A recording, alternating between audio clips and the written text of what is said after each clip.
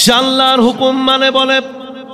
আল্লাহ রাব্বুল আলামিন বললেন ওয়াল কমারা কদ্দারনাহু মানাজিলা হাত্তা আদা কাল উরজুনিল কদিম লাশ শামসু ইয়ামবাগি লাহা আন তুদরিকাল কমারা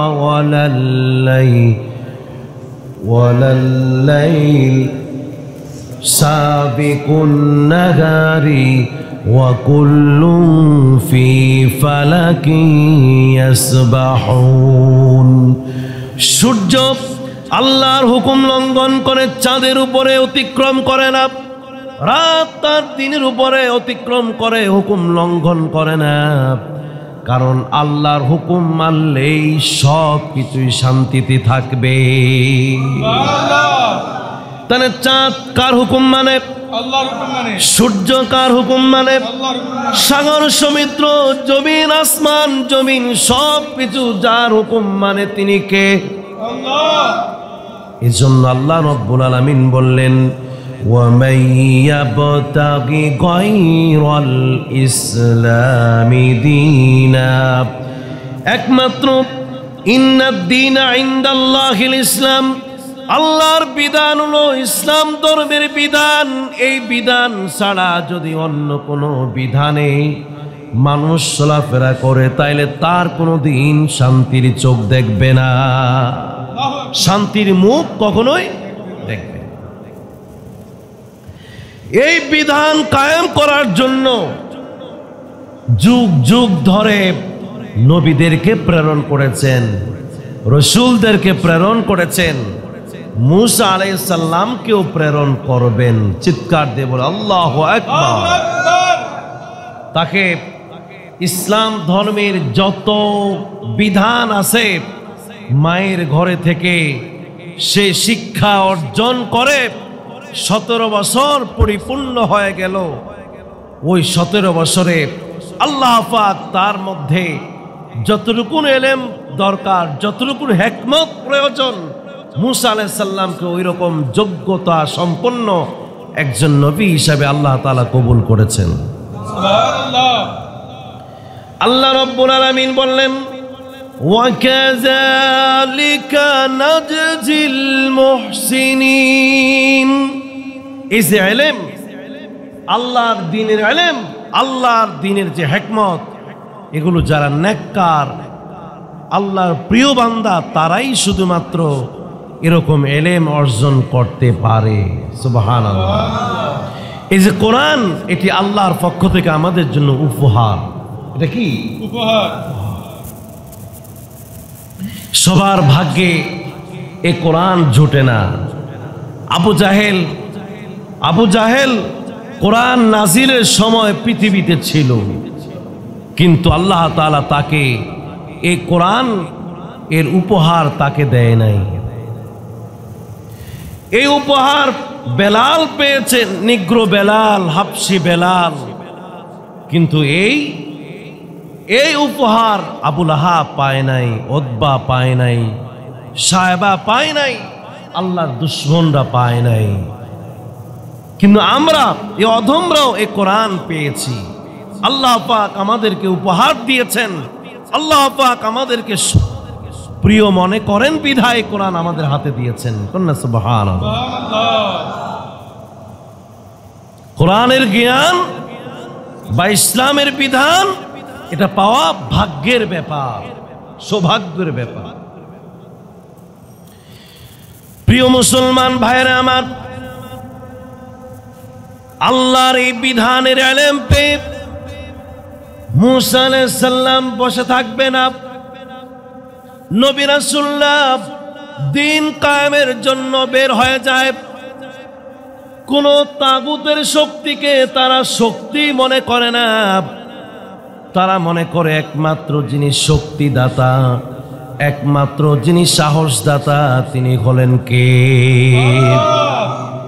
আল্লাহর দ্বীন কায়েমের জন্য মায়ের ঘর থেকে বের হয়ে মানুষের সামনে গিয়া ফিরআউনের রাজত্বের মধ্যে দিন কায়েমের কথা মানুষদের সামনে বলতেছেন। এমনকি ফিরআউনের দল কিপ্তি সম্প্রদায়ের কাছেও আল্লাহ রব্বুল আলামিনের দাওয়াত পৌঁছাচ্ছেন। তাদের কাছে বলছেন যে তোমরা কার সিজদা করো? তারা বলে যে আমরা ফিরআউনের সিজদা করি। কিন্তু আল্লাহ রব্বুল আলামিন কোরআনের মাধ্যমে বলেন, মুসা আলাইহিস সালাম সেই কিপ্তি ফিরআউনের মানুষদেরকে বলতেন তোমরা আজ থেকে ফিরআউনের সিজদা করো না, বরং যার সিজদা করবেন তিনি কে?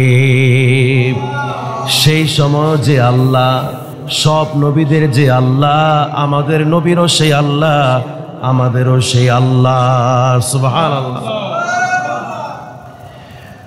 তিনি বুঝাচ্ছেন, ও মিশরের রাজ্যের লোকেরা, তোমরা যে ভুল পথে, ভুল মতে, ভুল ধারায়, ভুল বিধানে আছো, তোমরা কি জানো? তোমরা একটু খেয়াল করো, এই ফিরআউনের নীতি, ফিরআউনের বিধান শুধুমাত্র তার দল বলের জন্য, আর কারোর জন্য নয়। খোদা তো এক দলের হয় না, খোদা তো কাফেরের জন্য খোদা, মুসলমানের জন্য খোদা, সব কিছুর জন্য খোদা। ফিরআউন শুধুমাত্র একটা দলের জন্য করে, তার অনুসারীদের জন্য করে। সুতরাং এই খোদা আসল খোদা হতে পারে আল্লাহ রাব্বুল আলামিনকে। আল্লাহ রাব্বুল আলামিনের কথা বুঝাচ্ছেন আর তাদেরকে বলছেন, ওয়ালা তুশরিক বিল্লাহি আহাদা, আল্লাহর সাথে কাউকে শরীক করো না। কারণ আসমান যিনি বানাইছেন, জমিন যিনি বানাইছেন, পাহাড় পর্বত যিনি বানাইছেন, এগুলি খোদা ফিরআউন বানাতে পারে না। ফিরআউনের কখনো শক্তি নাই এই জমিনকে পরিচালনা করার, এই ফিরআউনের শক্তি নাই সূর্যকে পরিচালনা করার, এই ফিরআউনের শক্তি নাই চাঁদকে পরিচালনা করার, আসমানকে পরিচালনা করার। এগুলি শক্তি ফিরআউনের নাই। এই শক্তি একমাত্র যার আছে তিনি কে? আল্লাহ। আবার একটু আল্লাহ নাম বলেন, আল্লাহ। ইব্রাহিম আলাইহিস সালাম ছোট্টকালে তার মায়ের কাছে বললেন, মা, আমাকে জন্ম দিয়েছেন কে? তিনি বললেন, তোমার বাবা। বলল যে হে মা, আমার বাবাকে জন্ম দিলেন কে? সেই মা বললেন, বাবা, তোমার বাবার জন্মদাতা হলো নমরুদ। তখন ইব্রাহিম আলাইহিস সালাম বললেন, মা, যদি আমার জন্মদাতা যদি আমার বাবা হয়, আমার বাবাকে যিনি সৃষ্টি করেছেন নমরুদ যদি হয়, তাহলে আমার আরেকটা প্রশ্ন আছে, এই নমরুদকে কে বানাইছে? নমরুদের জন্মদাতাকে? কিন্তু মা বলে, চুপ, আর কোনো কথা বলা যাবে না। প্রিয় ভাইরা আমার, মানুষকে বুঝাবার জন্য, দিন কায়েমের জন্য নিজের বাপ মার কাছেও দিন কায়েমের কথা বলতে হবে, ঠিক কিনা বলেন? মানুষের ভুল ধরা দিতে হবে।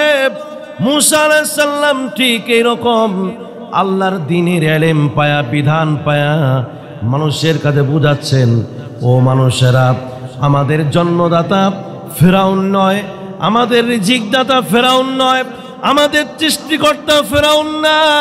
কারণ ফিরআউন নিজে ঘুমায়, নিজে কি করে? নিজে ঘুমায়, নিজে খায়, সব কিছু করে। সে তো আমাদের মতো, তাইলে আমাদের খোদা তিনি হতে পারে? মানুষদেরকে বোঝাচ্ছেন। অথচ আল্লাহ রাব্বুল আলামিন বললেন, লাম ইয়ালিদ ওয়া লাম ইউলাদ ওয়া লাম ইয়াকুল লাহু কুফুয়ান আহাদ। তিনি কাউকে জন্ম দেয় না, আর তাকেও কেউ জন্ম দেয় না, তার সমকক্ষ কেউই নাই। সুবহানাল্লাহ। তিনি আমাদের মতো হবে কেন? আমাদের সীমাবদ্ধতা আছে, আছে কিনা? যেমন ধরুন, আপনি একটু চোখ বন্ধ করে আপনি খেয়াল করুন, আপনি এখন লঞ্চে করে চলে গেলেন ঢাকায়। ঢাকায় গিয়ে আপনার মেয়ের বাড়ি, আপনার আত্মীয় স্বজনের বাড়ি ঘুরিয়া এই 1 মিনিটের মধ্যে আপনি চিন্তা করে পেরেছেন, করছেন না? কিন্তু আসলে বডিটার কারণে কি যাইতে পারছি? আপনার কথা বলতে হবে। বডিটা, আমাদের এই দেহর কারণে চিন্তার পরিধি অনেক। কিন্তু আমার এই দেহের কারণে এতটুক জায়গা ঘুরতে কত সময় লাগবে? কয়েকদিন, কয়েক মাস চলে যাবে, ঠিক কিনা বলেন? কিন্তু আল্লাহ রাব্বুল আলামিনের তো দেহ নাই। আল্লাহ রাব্বুল আলামিনের তো দেহ আমাদের মতো না। যদি এরকম হয়ে যেত তাহলে তার এই পৃথিবী বানাইতে তার কত সময় যে লাগতো। অথচ আল্লাহ রাব্বুল আলামিন বলেছেন কুন ফায়াকুন, হও, হয়ে গেছে। এই জমিন সৃষ্টি করতে, আসমান সৃষ্টি করতে আল্লাহ রাব্বুল আলামিনের কোনো কষ্ট হয় না। এজন্য আল্লাহ রাব্বুল আলামিন মানুষদেরকে ডাক দিয়ে বলো, মানুষেরা, তোমাদের জন্মদাতা আমি না, বরং আমি তোমাদেরকে বানাইছি।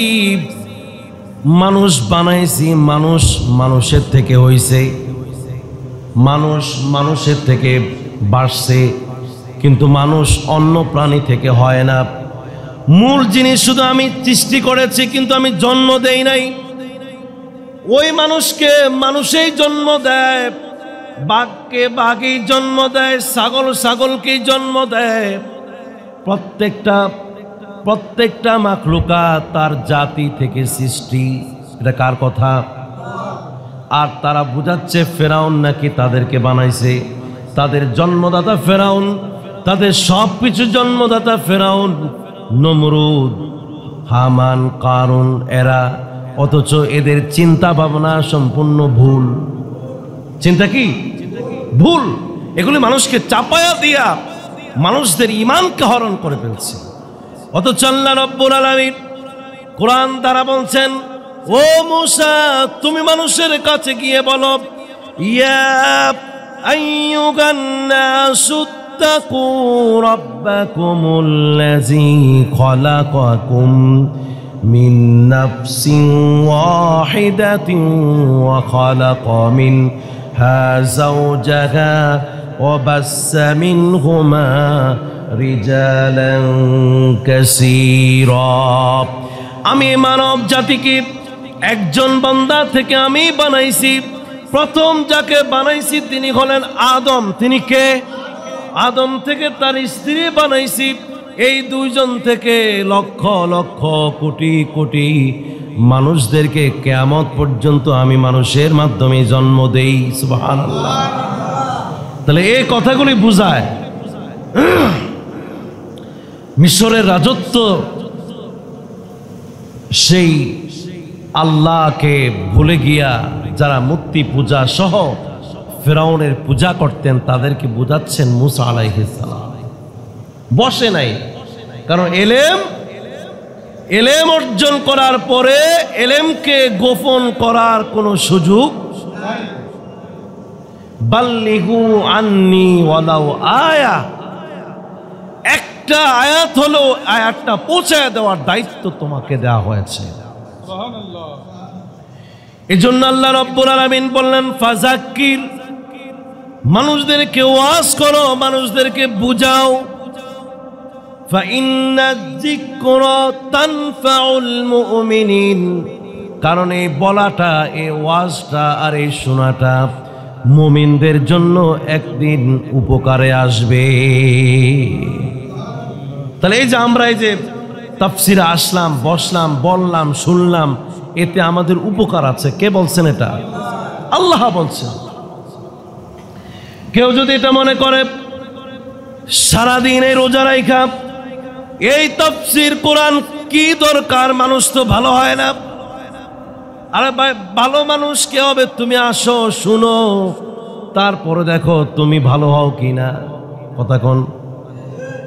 এই কথা না বলে, সমালোচনা না করে, বরং কোরআনের সমালোচনা করলে তোমার ক্ষতি হয়ে যাবে, কিন্তু আমাদের কোনো ক্ষতি নাই এবং ক্ষতি হবেও। আল্লাহ রাব্বুল আলামিন যুগে যুগে নবী রাসূলদেরকে প্রেরণ করেছেন। নূহ আলাইহিস সালাম 900 বছর পর্যন্ত মানুষের কাছে কোরআনের কথা বললেন, আল্লাহর কালামের কথা বলেছেন। তিনি শুধু বলেই গেছেন, কিন্তু 80 জন উম্মত মাত্র তিনি বানাইতে পারছেন। কয়জন? 80 জন বানাইছেন। ও ভাইরা আমার, এই জন্য ওয়াজ জিকির মানুষকে বলা, কোরআনের কথা বলা, এটা কিয়ামত পর্যন্ত চলতেই থাকবে। আর মুমিনের জন্য তা উপকার হয়ে যাবে।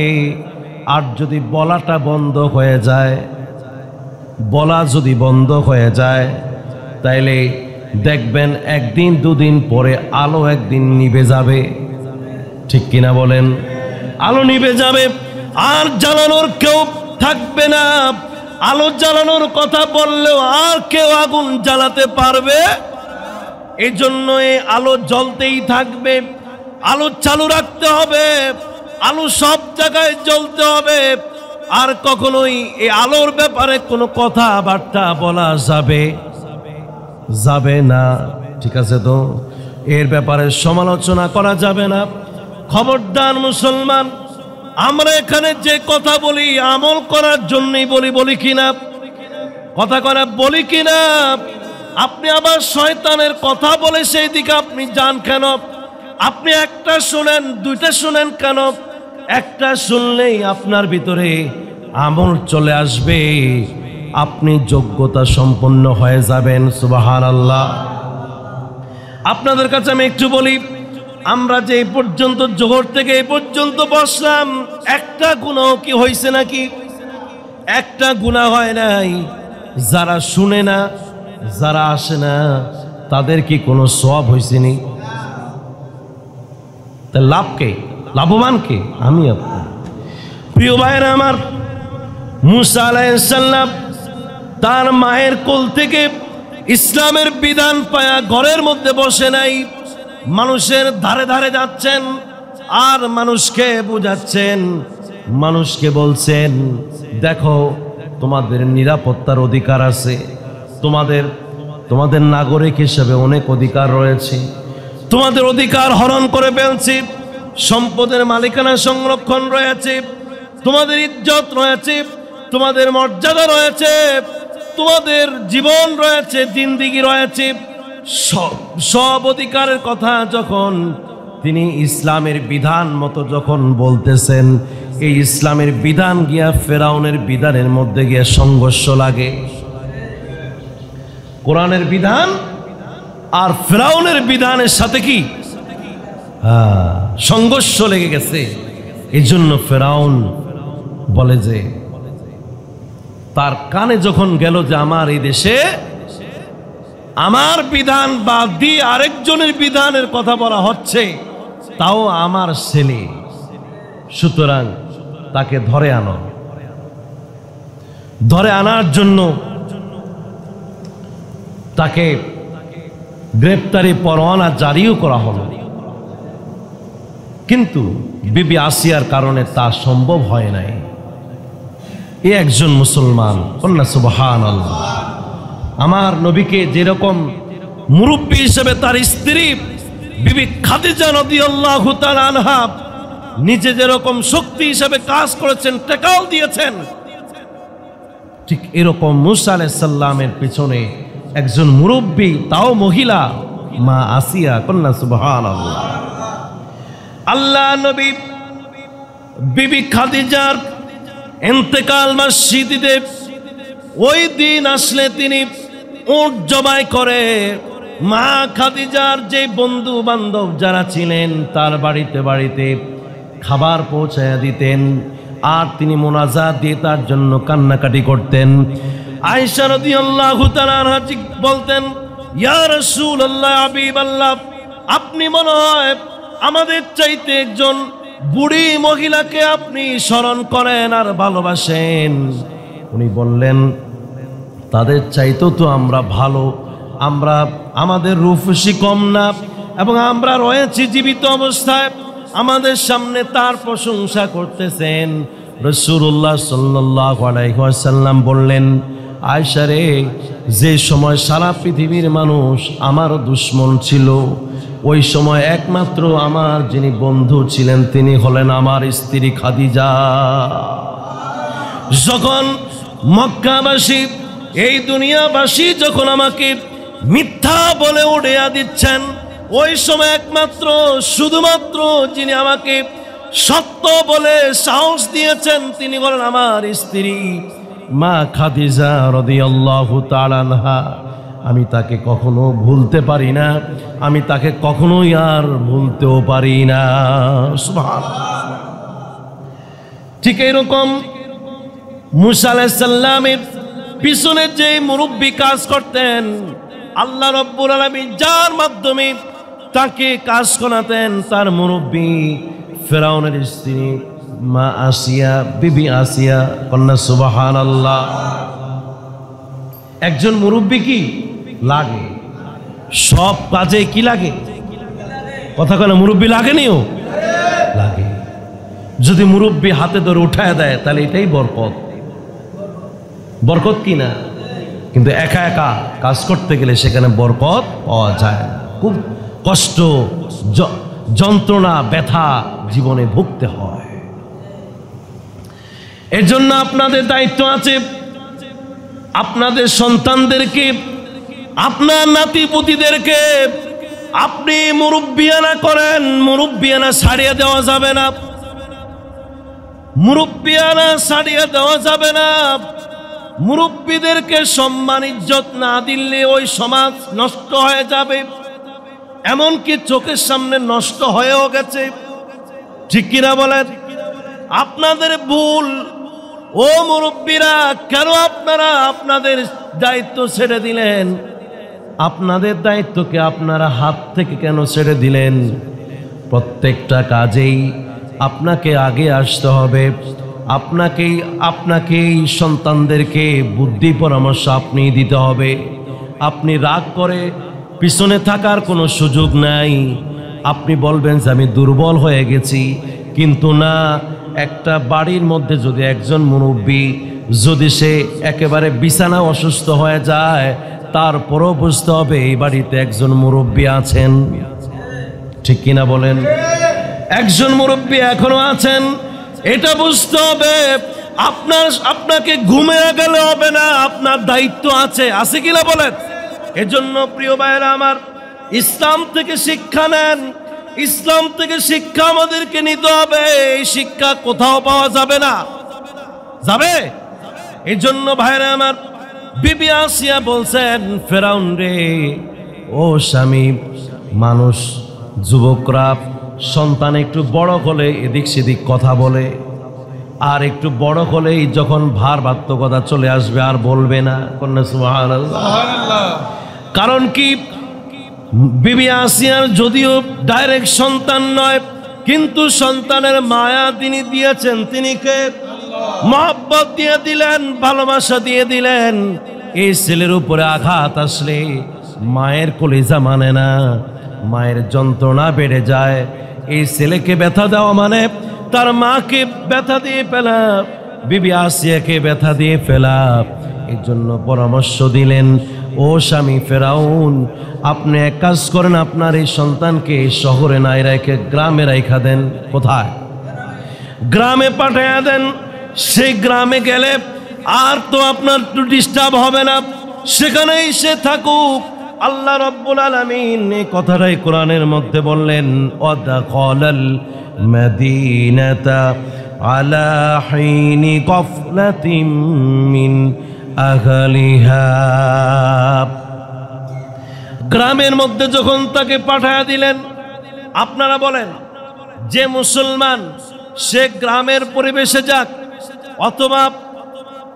অথবা আপনার শহরের পরিবেশে আসুক, যেখানে যাক না কেন, আল্লাহ রব্বুল আলামিন তাকে যে সত্য দিন নিয়ে পাঠাইয়াছেন, ওই সত্য দিন নিয়ে কখনো বসে থাকতে পারে না। আল্লাহর দিনের ওই যে একটু আগে বললাম, আল্লাহর দিনের আলো জ্বালিয়ে দিয়েছে, এটাকে আর নিভানো সম্ভব না। যার মধ্যে এলেম রয়েছে সে ঘরে থাকবে না, সে বের হয়ে যাবে। এই জন্য আপনারা দেখবেন আল্লাহ নবীর সাহাবায়ে কেরাম যারা ছিলেন, আল্লাহ নবীর ইন্তেকালের পরে সাহাবায়ে কেরাম তার দেশে আর থাকেন নাই। এক একজন এক এক দেশে চলে গেলেন, এক এক দেশে চলে গেলেন। তারা বিভিন্ন দেশে গিয়ে ইসলাম প্রচারের জন্য নিয়োজিত হয়ে গেছে। এটা ইসলাম আমাদেরকে শিখিয়েছে, ইসলামী শিক্ষা। দ্বীনের ইলম কখনো চাপা দিয়ে রাখা যায় না, এটা আরেকজনকে দিতে হয়। সুবহানাল্লাহ। আমরা আরেকবার আল্লাহর প্রশংসা করি, বলেন আলহামদুলিল্লাহ। আজকে কোরআন, আজকে ইসলামের এই কোরআন, এই বিধান, এই কিতাবটি আগের চাইতে এখন হাফেজে কোরআন পৃথিবীর মধ্যে অনেক অনেক গুণ বেড়ে গেছে। কন্যা সুবহানাল্লাহ। কারণ এই কোরআন এখন মানুষ কিছু বুঝে, ইসলামের বিধানগুলি যে শান্তির বিধান মানুষ এখন বুঝে। মানুষ এখন অবুঝ না, মানুষকে যে এখন ধোঁকা দিয়া মানুষকে থামে আর রাখবে এমন নয়, মানুষ এখন বুঝে। ঠিক কিনা বলেন? এই জন্য প্রায় প্রত্যেকটা ঘরে ঘরে এখন কোরআনের হাফেজ, কোরআনের হাফেজা দেখানো হচ্ছে। কন্যা সুবহানাল্লাহ। আল্লাহ রাব্বুল আলামিন বলেছেন, ইন্না নাহনু নাযালনা যিকরা ওয়া ইন্না লাহু লাহাফিজুন। ইসলাম আমি পাঠাইছি, এই আগুন আমি, এই নূর আমি পৃথিবীতে পাঠাইছি, এই নূরের হেফাজত আমি আল্লাহই করতেছি। তাহলে গ্রামের পরিবেশে যাক, তারপরেও মূসা আলাইহিস সালাম সে একজন বীর মুজাহিদ, সে একজন মুসলিম যুবক, তরুণ, তার ইলম এখনো তরুতাজা, তার ইলম এখনো শক্তিশালী। এই ইলম এখন বসে থাকবে না, বরং নূর চমকাতে থাকবে। আলো জ্বালিয়ে দিলে কি আলো এক জায়গা থাকে? আলো কি হয়? ছড়িয়ে যায়। যতই আবার আগুনের, যতই এই আলোর আপনার পাওয়ার বাড়ে, ততই কি হয়? আলো বাড়তে থাকে। যেমন ধরুন একটা 50 ওয়াটের বাল্ব, একটা 0 বাল্বের আলো কতটুকু ছড়াবে, কিন্তু একটি 20 ওয়াটের বাল্ব আরেকটু বেশি কি করবে? আলো ছড়িয়ে দিবে। আবার 100 ওয়াটের বাল্ব, সেটা আরেকটু। আবার যদি এটার মধ্যে 1000 ওয়াট হয়, তাহলে পুরো এলাকাকেই, পুরো জমিনকেই ছড়িয়ে পড়বে। কারণ এখন এই তরুণ যুবকের মধ্যে যে ইলম, যে নূর আল্লাহ রাব্বুল আলামিন দিয়েছেন, পাওয়ারফুল একটি নূর দিয়েছেন। চিৎকার দিবে আল্লাহু আকবার। এই নূর আর আলো, এর পাওয়ার এত বেশি যে গ্রামে গেল ইসলাম সব জায়গায় পৌঁছে দিবেন। কন্যা সুবহানাল্লাহ। আল্লাহ রাব্বুল আলামিন বললেন, মূসা আলাইহিস সালাম যুবক, গ্রামের পরিবেশে থাকেন। গ্রামের পরিবেশে থাকার পরেও রাজকীয় ভাবে সেখানে তার চলাফেরা। কারণ গ্রামে যে থাকে এ হলো রাজার ছেলে। কার ছেলে? রাজার ছেলে। রাজার ছেলে সম্মান সব জায়গায় আছে না নাই? রাজার ছেলেকে রাজার ছেলে হিসেবে তাকে ভয় পায়। এমনকি কিপ্তি সম্প্রদায়, ফিরাউনের সম্প্রদায়ের লোকেরাও তারে ভয় পায়, কারণ সে হলো রাজার ছেলে। সুবহানাল্লাহ।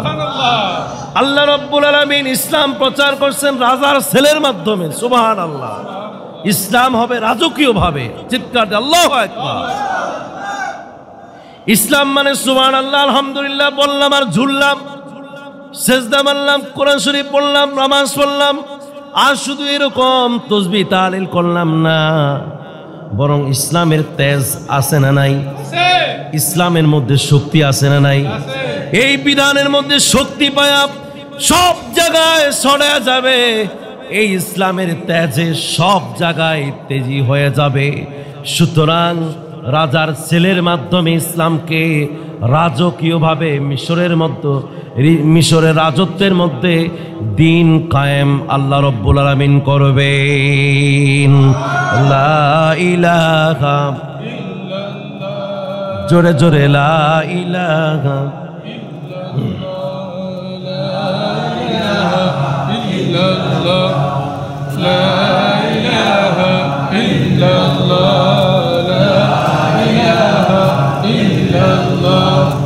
লা ইলাহা লা ইলাহা লা ইলাহা ইল্লাল্লাহ, লা ইলাহা ইল্লাল্লাহ, লা ইলাহা ইল্লাল্লাহ, লা ইলাহা ইল্লাল্লাহ, লা ইলাহা ইল্লাল্লাহু মুহাম্মাদুর রাসূলুল্লাহ সাল্লাল্লাহু আলাইহি ওয়াসাল্লাম। আল্লাহ রাব্বুল আলামিন বললেন, وَدَخَلَ الْمَدِينَةَ عَلَى حِينَ غَفْلَةٍ مِّنْ أَهْلِهَا। দ্বিপ্রহরের সময়, যেই সময় মানুষ খাবার খায়া ঘুমায়। মানুষ খাবার খায় কি করে? কিন্তু আমাদের এখন আর ঘুমটুম নাই, কারণ পৃথিবী এখন হয়ে গেছে যান্ত্রিক যুগ। যদি কাজ করে ইনকাম করা যাবে। এখন মানুষ আল্লাহর উপরে ভরসা না করে নিজের উপরে ভরসা করেছে, ঠিক কিনা কোন? এজন্য কাজ বেশি, সময় বেশি, রাত নাই, দিন নাই। শহরের মধ্যে গিয়ে দেখেন একটা রাস্তাও কোনো অপশন নাই, ঠিক কিনা? কল কারখানা সব চলে। কিন্তু এক সময় দুপুর বেলা মানুষ খাবার খায়, একটু ঘুমাতেন, কাইলুলা করতেন, রেস্ট নিতেন। ঠিক এই সময় সেই মুসা যুবক গ্রাম থেকে শহরের মধ্যে ঢুকলেন। আল মাদিনা মানে হলো শহর। শহরের মধ্যে যখন ঢুকলেন, গিয়ে দেখলেন ফাওয়াজাদা ফিহা রাজুলাইনি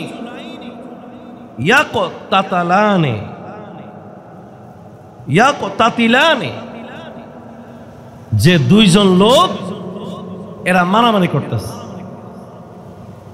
কি করে? মারামারি করে।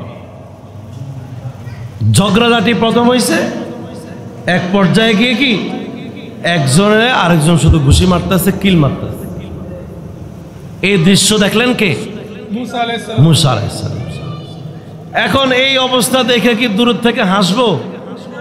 যেটা আমরা করি, দুইজনের প্যাঁচ লাগাই দিয়ে এবার নিজের দূর থাকা। এবার আমরা কি করি? নাটক দেখি, নাটক। কথা কয় না, এরকম করি না আমরা? কিন্তু ইসলামের চরিত্র না এটা। ইসলামের চরিত্র হলো, আল্লাহর বিধানের স্বভাব হলো, যেখানে সমস্যা সেখানে সমাধান করো, ঠিক কিনা বলেন? অথচ আমরা উল্টাটা করি, যেখানে সমস্যা সেখানে আরো সমস্যা হোক। যে আন গিয়ে থানায় খবর দে, পুলিশ আন, মারামারি কর, করিয়া এরপরে মামলা হামলা করে এক একজন জেল, আরেকজনে পিটাপিটি, মারামারি ইত্যাদি, ঠিক কিনা কোন? ইসলাম ঝগড়া বাঁধানোর জন্য আসে না, বরং ঝগড়াকে মীমাংসা করার জন্য ইসলাম এসেছে। তিনি দেখলেন দুই ব্যক্তি ঝগড়াঝাটি করে। কি হইল? গিয়ে দেখেন যে হাজা মিন শিয়াতিহি ওয়া হাজা মিন আদুবিহি, এদের একজন হলো তার জাতির মুসলমান, আর আরেকটা হলো তার শত্রু ফেরাউনের দলের এক লোক। একজন হলো মুসলমান, আরেকজন হলো কাফের, ফেরাউনের দল। কি হয়েছে? ওই সেই ফেরাউনের দলের লোক কয় যে হুজুর, আপনাকে তো আমি চিনি, আপনি রাজার ছেলে, তো আমি রাজ দরবারের বাবুর্চি। কি বাবুর্চি? তা আমাকে পাঠাইছে এই শহর থেকে এই লাকড়ি গরু নেওয়ার জন্য, কিন্তু এই লোকটা এসে আমার এই লাকড়িগুলো নিয়ে যাচ্ছে। দুইজনে টানাটানি করে। শেষে যতই কিছু কোন মুসলমান, সে মুসা আলাইহিস সালামের কাছে সাহায্য চাইলেন, হুজুর আমাকে সাহায্য করুন। মীমাংসা করতে গিয়ে মানুষেরও থাপ্পড় দেয় না? দিতে গিয়া কিপ্তি সম্প্রদায়ের ফেরাউনের গোষ্ঠীর যে এই লোক থাপ্পড় একটা সাথে কি ইন্না লিল্লাহি ওয়া ইন্না ইলাইহি গেছে। মা হায় হায়, করলো একটার জন্য হয়ে গেল। এটা বিপদ না? এটা কথা কেন, এটা কি বিপদ না মহাবিপদ? আসামিরে আপনার ধরে নেন, সমস্যা নেই, জেলখানে মারণ যাব না তার। কথা কি বুঝছেন? মরলে জবাব সরকার তাকে দিতে হবে। এজন্য তিনি খুব অনুতপ্ত হয়ে গেলেন। আল্লাহ রাব্বুল আলামিন বললেন, ফাস্তাগাসাহুল্লাযী মিন শিয়াতিহি আলাল্লাযী মিন আদুইহি। এই দুইজনের একজন যে মুসলমান, তিনি এই দুশমনের ব্যাপারে মুসা আলাইহিস সালামের কাছে সাহায্য চাইলেন। ফাওয়াকাযাহু মুসা, মুসা তাকে ঘুষি মারলেন অথবা তাকে থাপ্পড় মারলেন। ফাকাদা আলাইহি, সাথে সাথে সে ইন্তেকাল করে মারা গেল। ক্বালা, মুসা আলাইহিস সালাম বললেন, হায় হায়, হাজা মিন আমালিশ শাইতান। এই যে মানুষ মরে যাওয়া, এটা তো মানুষ মারা, এটা তো শয়তানের আমল। ইন্নাহু আদুউম মুদিল্লুম মুবিন। শয়তান তো আমার প্রকাশ্য দুশমন। শয়তান মানুষকে বিপদে পালায়। শয়তান মানুষকে কি করে? শয়তান তো আমাকে বিপদে পালায় ফেলেছে। আমি মীমাংসা করার জন্য আমি মাত্র একটু থাপ্পড় মারলাম, আমি মেরেছি, মীমাংসার জন্য হয়ে গেল সে মারা। সুতরাং এখানে আমার থেকে শয়তানের আমল একটি প্রকাশ পেয়ে গেছে। এটা তার ভুল ছিল না। নবীরা কখনো ভুল, নবীরা মাসুম, আলাম্বিয়াও মাসুমুনা। যেমন আদম আলাইহিস সালাম যেই বেহেশতের মধ্যে যেই গাছের ফল খেয়েছেন, এটা খাওয়া তার জন্য নিষিদ্ধ ছিল, কিন্তু শয়তানের প্ররোচনায় সেই খাবারটা তিনি খেয়ে ফেলেছেন। এটা কিন্তু সরাসরি নবীর কোনো ভুল না। নবীর কি নয়? এই মুসা আলাইহিস সালাম মীমাংসা চেয়েছিলেন, শয়তানের কারণে এই ঘটনা ঘটে। ওই মানুষটি মারা গিয়েছে, এই জন্য অনুতপ্ত হয়ে, লজ্জিত হয়ে আল্লাহর দরবারে ক্ষমা চাইছেন। কন্যা সুবহানাল্লাহ। মানুষ যদি ত্রুটি হবার পরে, ভুল হবার পরে যদি আল্লাহর কাছে ক্ষমা চায়, আল্লাহ সবচাইতে বেশি খুশি হয়ে যায়। সুবহানাল্লাহ কইবেন না? এই পদ্ধতি আমাদেরকে শিখাচ্ছে। একটি ত্রুটি হয়ে গেছে, সাথে সাথে তুমি বলো যে এই আমল তো শয়তানের আমল। ও আল্লাহ, আমি যা করেছি শয়তানের ধোঁকায় করে ফেলেছি। নিজেকে ছোট্ট মনে করতে হবে। যেমন ইউনূস আলাইহিস সালাম বলেছেন, লা ইলাহা ইল্লা আনতা সুবহানাকা ইন্নী কুনতু মিনাজ জালিমিন।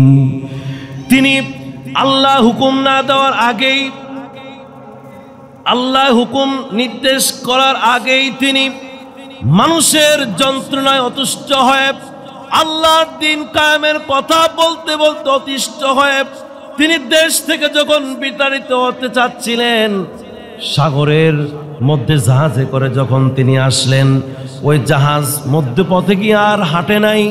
আল্লাহর হুকুম হয়েছে আর সামনে আগানো যাবে না। যতক্ষণ না ইউনূস আলাইহিস সালাম এই সাগরের মধ্যে পড়ে, যদি পড়ে তাইলে এই সাগরের সমুদ্রের মধ্যে জাহাজ চলবে। সুবহানাল্লাহ বলেন। এটা নবীদেরকে পরীক্ষা করা। নবীরা কি করে? মাছের পেটে গেলেন আর সেখানে তাইকা বললেন, লা ইলাহা ইল্লা আনতা সুবহানাকা ইন্নী কুনতু মিনাজ জালিমিন। আল্লাহ, আমি ভুল করেছি, আমি জুলুম করে ফেলেছি, আমি জুলুম করে ফেলেছি, আমি জুলুম করে ফেলেছি, এটা কিন্তু তার নিজের থেকেই এই কথা এটা করে নাই। এই যে জাহাজে করে আসছেন, এটা কিন্তু নিজের থেকে করেছে, আল্লাহর পক্ষ থেকে করেন নাই। শুধুমাত্র এতটুকু ত্রুটির কারণে, এতটুকু ত্রুটির কারণে এই সাগরের মাছের ভিতরে তাকে শাস্তি গ্রহণ করতে হয়েছে। আল্লাহু আকবার। আল্লাহর পরীক্ষার মধ্যে তিনি ছিলেন, ওই পরীক্ষায় জয়লাভ করেছেন কিনা। যখন ওই ত্রুটির মধ্যে থাকে তখন স্মরণ করতে হবে কাকে? যখন ওই গুনাহ করে ফেলে স্মরণ করতে হবে কাকে? মাফ চাইতে হবে কার কাছে? ওই আল্লাহর কাছে। যদি মাফ চাওয়ার মতো চাওয়া হয়, আদম আলাইহিস সালাম 350 বছর পর্যন্ত মাফ চাইছে। 350 বছর পর্যন্ত মাফ চাইছে, তারপরে আল্লাহ ক্ষমা করেছেন। আল্লাহু আকবার। ও মুসলমান, আমরা যে গুনাহ করি আল্লাহর কাছে কয় বছর আমরা আল্লাহর কাছে ক্ষমা চাই? এত অধৈর্য কেন? এত অধৈর্য কেন? আল্লাহর কাছে চাও, আজকে চাও, কালকে চাও, পরের দিন চাও, মৃত্যু পর্যন্ত তুমি আল্লাহর কাছে চাও। আল্লাহ রব্বুল আলামিন মৃত্যুর আগে হলো আপনাকে তা দেবেন। এমনকি আল্লাহ রব্বুল আলামিন মৃত্যুর পরে হলেও আল্লাহ রব্বুল আলামিন মুসলমানদেরকে তা দান করবেন। আল্লাহু আকবার। যদি ক্ষমা না পান, আপনাকে কিয়ামতের ময়দানে ক্ষমা করবেনই। আল্লাহর কাছে ক্ষমা চান।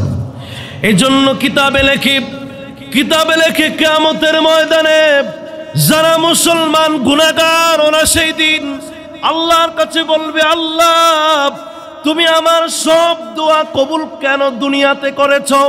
কিছু দোয়া তুমি রিজার্ভে রাখলে আজকে আমরা পার পেয়ে যেতাম। আল্লাহু আকবার। দুনিয়ার মধ্যে চেয়েছি, দুনিয়ার মধ্যে পেয়ে গেছি, কিছু যদি জমা থাকতো আজকে হাসরের ময়দানে, আজকে তা আমাদের জন্য কাজে লেগে যেত। এই জন্য ভাইরা আমার, আপনার যা প্রয়োজন আল্লাহর কাছে আপনি বলেন, তার সাথে এও কথা বলেন, আল্লাহ আখিরাতের ময়দানে লাঞ্ছিত হবার সময় আমাকে লাঞ্ছিত কইরেন না। আপনি প্রতিদিন আল্লাহর কাছে কথা বলেন। এই জন্য আল্লাহ রব্বুল আলামিন দোয়াও শিখিয়েছেন, রব্বানা আতিনা ফিদ দুনিয়া হাসানা ওয়া ফিল আখিরাতি হাসানা। ও আল্লাহ, দুনিয়ায় আমাকে তুমি কল্যাণ দান করো, আখিরাতের মধ্যে কল্যাণ দান করো। ওয়াকিনা আযাবান নার, জাহান্নামের আযাব দিয়ে আমাদেরকে লাঞ্ছিত করো না। এ কথা বলতে হবে ভাইরা আমার, প্রিয় ভাইরা আমার। আপনাকে উদাহরণ দিলে আপনি বুঝবেন, এই পৃথিবীর অনেক সম্মানী মানুষ কখনো কখনো অসম্মান হয়, কখনো কখনো মানুষ অসম্মান হয়, বেইজ্জতি হয়ে যায়। আপনি এই দুনিয়ায় সম্মান পাইলেন, আখিরাতেও সম্মান পাইলেন, কিন্তু ওই আখিরাতের মধ্যেও আপনি যদি লাঞ্ছিত হয়ে যেতে পারেন। এই জন্য আল্লাহ কত হিকমতের সাথে আমাদেরকে বলছে, তোমরা দুনিয়ায় কল্যাণ চাও, আখিরাতে কল্যাণ চাও, আর বলো ওয়াকিনা আযাবান নার। আল্লাহ কিয়ামতের দিন আমাদেরকে তুমি লাঞ্ছিত করো না। একটু দোয়া করতে হবে, আল্লাহর কাছে বলতে হবে, আল্লাহ দুনিয়াতে তুমি যা দাও না কেন, কিয়ামতের ময়দানে আমার জন্য তা রেখে দিবেন। আল্লাহু আকবার। প্রিয় ভাইরা আমার, এখান থেকে একটি হাদিস আমি এখান থেকে আপনাদেরকে বলতে পারি ব্যাখ্যায়। আল্লাহর নবী মুহাম্মদুর রাসূলুল্লাহ সাল্লাল্লাহু আলাইহি ওয়াসাল্লাম কিয়ামতের বিপদের কথা বলতে গিয়া সাহাবায়ে কেরামকে বললেন, ও সাহাবারা, কিয়ামতের দিন যখন হিসাব নিকাশ হবে, সব মানুষ ইয়া নাফসি ইয়া নাফসি ইয়া নাফসি বলবে। কেউ বলবে, ও আল্লাহ আমাকে মাটির সাথে মিশায়া দাও, আমাকে লাঞ্ছিত করো না, আমাকে অপমানিত করো না। সেই সময় মানুষ এমন বিপদে থাকবে, তাই ঘাম ঝরে ঝরে মানুষের থেকে এই সারা হাসরের ময়দান কারো হাঁটু পর্যন্ত হয়ে যাবে, কারোর কোমর পর্যন্ত হয়ে যাবে, কারোর বক্ষ পর্যন্ত হয়ে যাবে। এগুলো হলো ঘামের গন্ধ, ঘামের দুর্গন্ধ। এগুলো কোনো অন্য কোনো পানি না, পানি থেকে কোনো সুঘ্রাণ আসবে না। ওই ঘামের গন্ধের কারণে এই বিপদ থেকে উদ্ধার হবার জন্য একটা শ্রেণী নবীদের কাছে যাবে।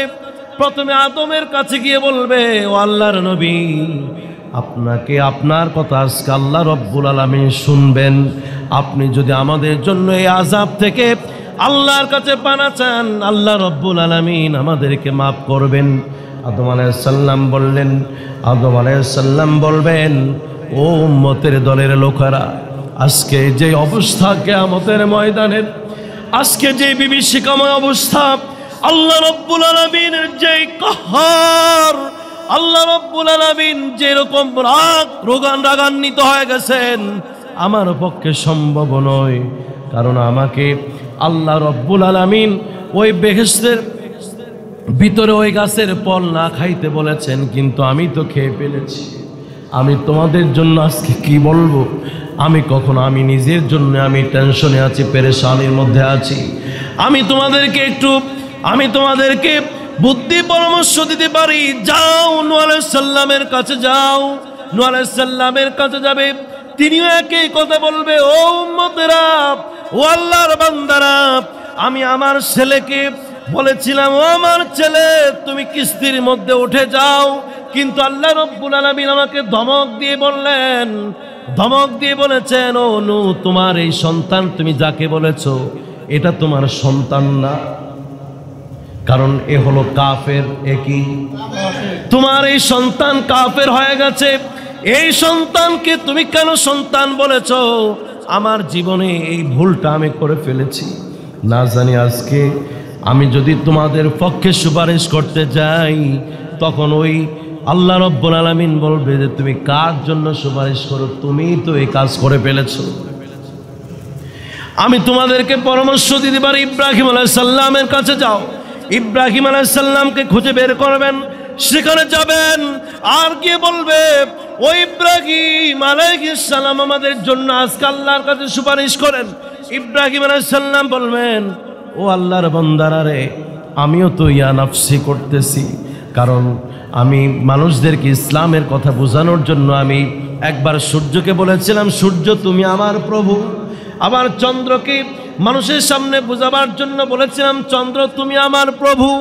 এই কথা আজকে যদি আল্লাহ রব্বুল আলামিন আমাকে যদি ধরে ফেলেন, তাইলে আমি তো নিয়া নাফসি, আমি তো ধরা পড়ে যাব। আমি তোমাদেরকে পরামর্শ করতে পারি, যাও মুসা নবীর কাছে তোমরা যাও। মুসা আলাইহিস সালামের কাছে সবাই চলে আসবেন, খুঁজে বের করবেন, তার কাছে গিয়ে বলবে, ও মুসা নবী, আপনি আমাদের জন্য একটু আজকে সুপারিশ করবেন। ওই মুসা নবী পৃথিবীতে যেইভাবে কেঁদে গেছেন, যেইভাবে চোখের পানি ছাইড়ে গেছেন, যেইভাবে ক্ষমা চেয়ে গেছেন, যেইভাবে আল্লাহর কাছে ক্ষমা চাইছেন, ঠিক ওই দিনও তিনি ওই রকম ভয়ে থর থর থর থর করে কাঁপতে থাকবে, আর বলবে যে, ও আল্লাহর বান্দারা, আজকে যদি আল্লাহ রব্বুল আলামিন আমাকে ধরে ফেলে, তুমি কেন কিপ্তি সম্প্রদায়ের লোকটাকে হত্যা করেছ, আমার উপায় থাকবে না। যাও ঈসা নবীর কাছে যাও, তার কাছে যাওয়া হবে। তিনিও বলবেন যে আমিও পারবো না। তিনি বলবেন, আমি তোমাদেরকে একটা ঠিকানাই দিতে পারি, ওই ঠিকানার লোক যদি তোমাদেরকে সুপারিশ করে, আর না হয় কেউ সুপারিশ করতে পারবে না। সুবহানাল্লাহ, আল্লাহু আকবার।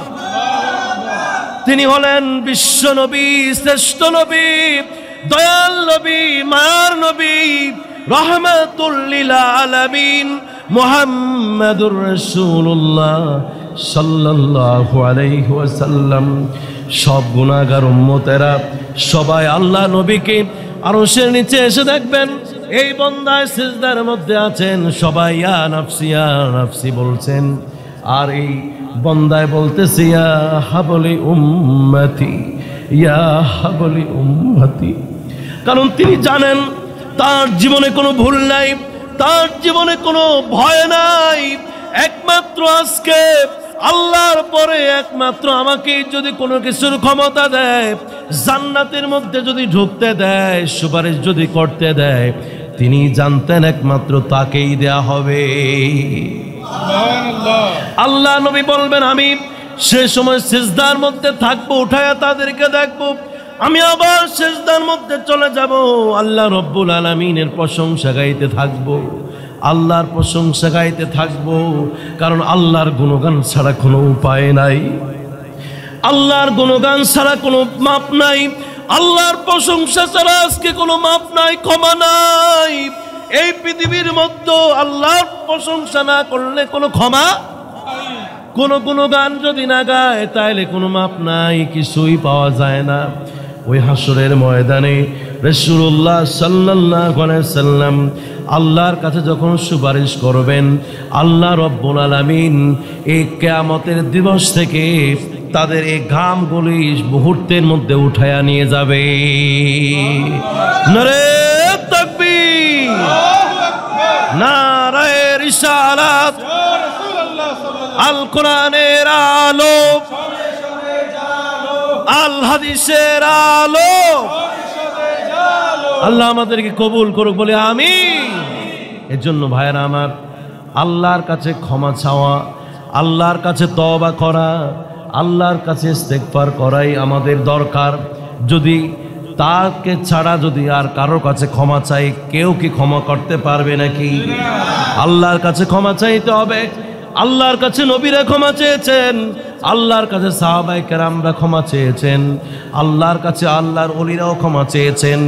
আল্লাহর কাছে ক্ষমা চাওয়ার কারণে নবীরা মাপ পেয়ে গেছেন, আল্লাহর কাছে ক্ষমা চাওয়ার কারণে সাহাবারা মাপ পেয়ে গেছেন, আল্লাহর কাছে ক্ষমা চাওয়ার কারণে আল্লাহর ওলিরাও মাপ পেয়ে গেছেন। আল্লাহু আকবার। এজন্য তিনি শিখাচ্ছেন, ও দুনিয়ার মানুষেরা, মূসা নবী আমার কাছে এইভাবে ক্ষমা চেয়েছেন, তোমরাও করো।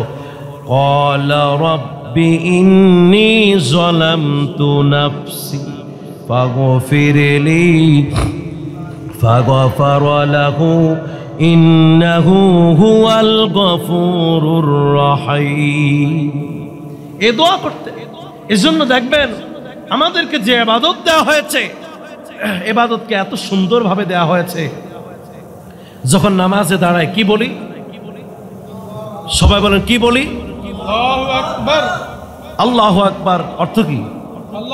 আল্লাহই বড়। তাহলে প্রশংসা করলাম কার? আল্লাহ। সুবহানাকা আল্লাহুম্মা ওয়া বিহামদিকা ওয়া তাবারাকা ইসমুকা ওয়া তাআলা জাদ্দুকা ওয়া লা ইলাহা গায়রুক। কি সুন্দরভাবে প্রশংসা করলাম কার? আল্লাহ তাআলা। এরপরে বললাম আউযু বিল্লাহি মিনাশ শাইতানির রাজিম। আল্লাহ তোমার কাছে শয়তানের থেকে পানা চাই। তোমার প্রশংসার মধ্যে যেন শয়তানের প্ররোচনা না চলে আসে, তোমার প্রশংসার মধ্যে যেন দুনিয়ার কোনো ধ্যান ধারণা না আসে, তোমার প্রশংসা করতে গিয়া যেন বন্ধু বান্ধবের কথা না পড়ে, তোমার প্রশংসা করতে গিয়া যেন দুনিয়ার কোনো কথা না পড়ে, সংসারের কথা না পড়ে, স্ত্রীর কথা না পড়ে, সন্তানের কথা না পড়ে। এই জন্য প্রথমে তোমার কাছে শয়তান থেকে তোমার কাছে পানা চাই। সুবহানাল্লাহ বলেন। এরপরে পড়ে বিসমিল্লাহির রহমানির রহিম। আল্লাহ তোমার নামে আরম্ভ করে দিলাম। আলহামদুলিল্লাহি রাব্বিল আলামিন আর রহমানির রহিম।